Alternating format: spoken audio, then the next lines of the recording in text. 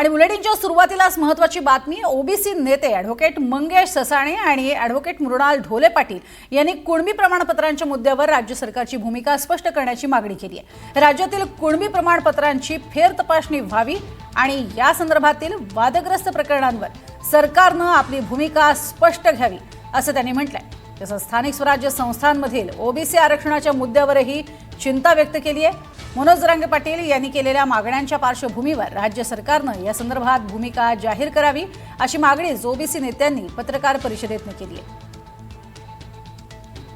कुणबी प्रमाणपत्रावरून ओबीसी नेत्यांनी हे सवाल उपस्थित केले।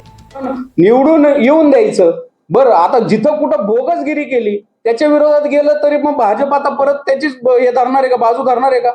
प्रसाद लाडांना म्हणा आता आईमाईवरनं फडणवीसांना शिव्या दिल्या, आता भाजपच्या कार्यकर्त्यांना कसं वाटतंय? ओबीसींना तुम्ही विचारायचं नाही, ओबीसींना विश्वासात घ्यायचं नाही।